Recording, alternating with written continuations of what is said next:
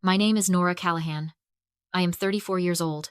And right now, a sitting federal appellate judge is standing at the far end of my grandmother's mahogany dining table, holding a glass of sparkling water, and the toast he started about my sister's engagement has turned into the most precise, quiet cross-examination of my entire life.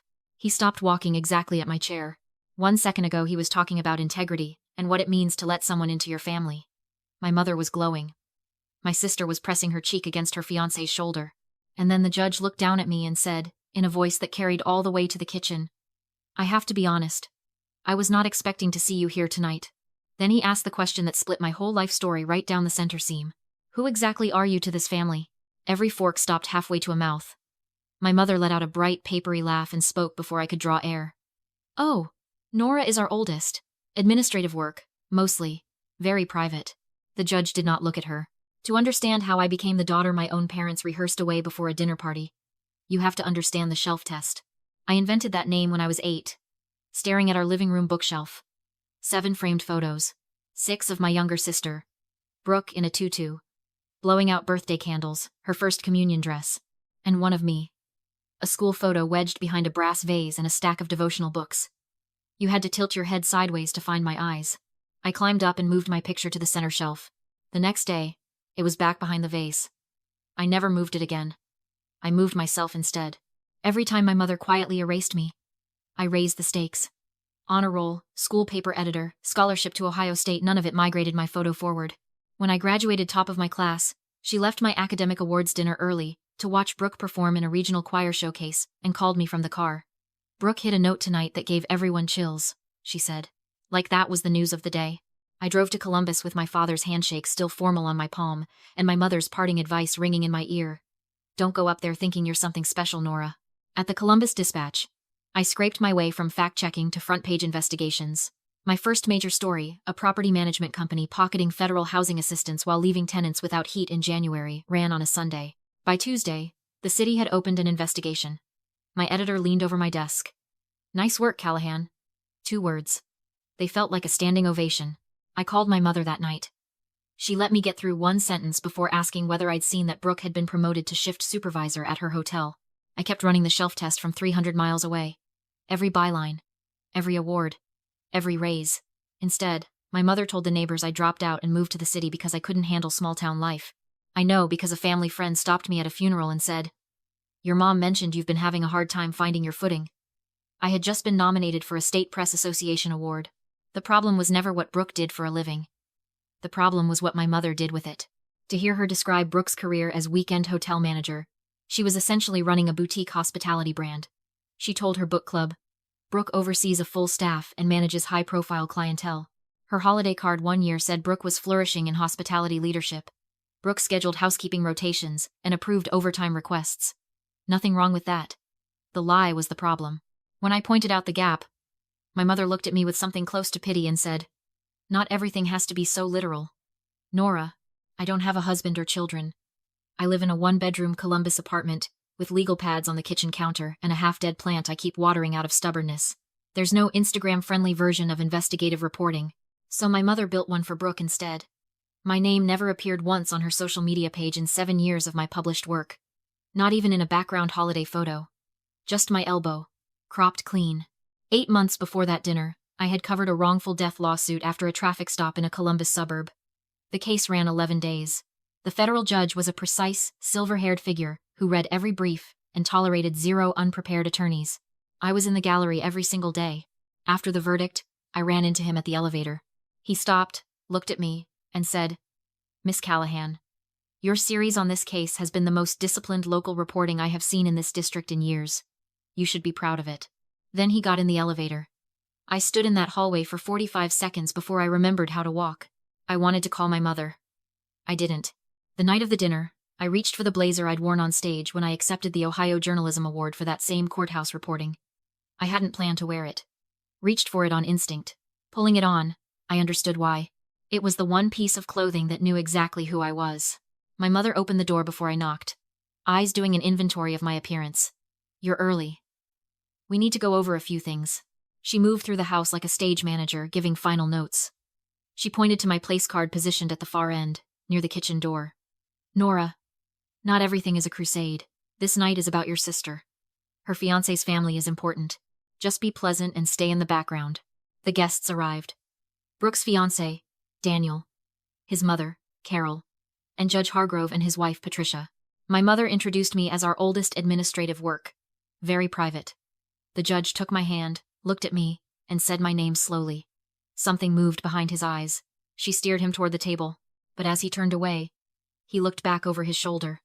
His mental filing system had already found the folder. Dinner was my mother's masterwork. She poured wine, passed bread, narrated Brooke's highlights, and rerouted every question that drifted my direction. Nora, grab more ice. Nora, check on the rolls. The fourth time Carol tried to loop me in asking what I covered, my mother spoke directly over my first sentence. Then the judge tapped his water glass. He stood, buttoned his jacket, and spoke about family and character and what it means to enter a new family with eyes fully open. He gave Brooke a kind sentence about her warmth. Then he walked the slow, deliberate courtroom walk around the outer edge of the table and stopped at my chair. I have to be honest. I was not expecting to see you here tonight. My mother jumped in. He didn't look at her. Who exactly are you to this family? I thought about swallowing it, smiling, repeating the office work line and watching the moment pass. And then I thought about the courthouse hallway, the stack of notebooks on my kitchen counter, my name never once on my mother's page. I am their daughter and Brooke's older sister, I said. And I am an investigative reporter for the Columbus Dispatch. My mother. She does a little writing, but really it is more administrative in nature. The judge turned toward her for the first time all evening. His expression was not unkind. It was simply without mercy. Mrs. Callahan. Nora's reporting series on the Milford traffic stop case was cited in multiple legal briefs in my courtroom. It contributed directly to how that case was argued. It was some of the most careful journalism I have encountered in this district. Carol looked at my mother, voice level and absolutely cold. You told us your daughter did office administrative work. Nothing about front-page investigations cited in federal court. My mother fumbled her napkin. I did not want to make a fuss. Brooke turned to Daniel. Your mom told me Nora had some personal struggles and that it was better not to bring up her work situation. My sister put her hand flat on the table. That is not true. Nora does not have personal struggles. She has a career. She looked at our mother. Why would you say that to his family? My mother's eyes filled. I was protecting us. Nora's work upsets people. I did not want that following you into this relationship. Patricia stood slowly. What you did was erase one daughter to perform a better story about the other. That is not a mother protecting her family. That is a woman protecting her own image. My father, silent as furniture all evening, looked up from his plate. She is right, Linda. You went too far. The judge reached into his jacket, walked to my corner of the table, and placed a card next to my water glass. If you ever want a reference for a fellowship or a panel, Miss Callahan, you have my number. Brooke looked at Daniel for a long moment. I need you to understand something. I did not know she told your parents those things. And I need to figure out whether I should have known. She pulled the ring from her finger and set it carefully on the table. Not dramatically. Almost gently. I am not saying no. I am saying not yet. Not until I understand what I was standing inside of. I stood. Folded my napkin. Picked up my blazer. I turned to my mother. I love you. But tonight is the last night I will make myself small so you can feel tall. If you want me at your table, it will be as I actually am. She flinched. My father bowed his head. I walked out without waiting for anyone to call me back. 11 messages in the morning. My mother, escalating. You have humiliated this family. I hope your career is enough to keep you company. Brooke, late that night. I don't know how to feel right now. But I am not angry at you. My father at 6:14 a.m. A single sentence. I am sorry, Nora. 3 words. More honest than anything he'd said to me in a decade. And a number I didn't recognize. Carol Hargrove. My husband has talked about your reporting for months. I'd love to have coffee if you're ever open to it. We met 3 weeks later. She said, your mother told me you had been through some things.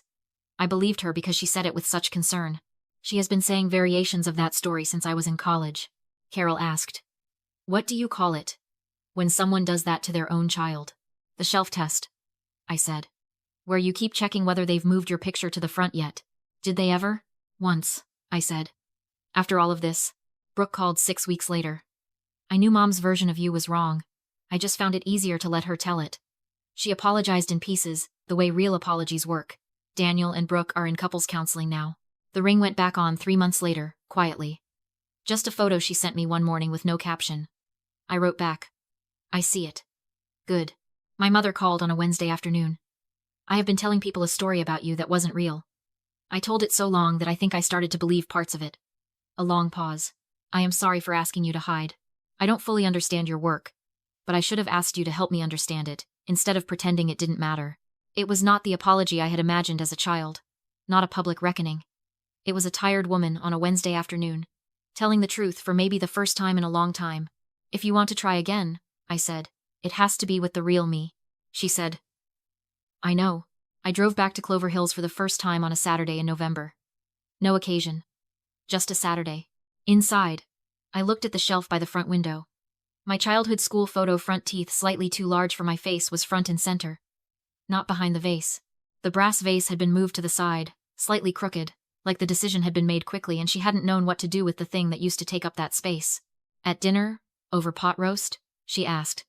So walk me through how a story of yours actually works. From the beginning, a basic question. The kind any parent might ask at any table. I answered her step by step. And she listened, asking questions when she didn't understand, nodding when she did. She didn't redirect to Brooke. She didn't make it smaller than it was. It was not a healed family.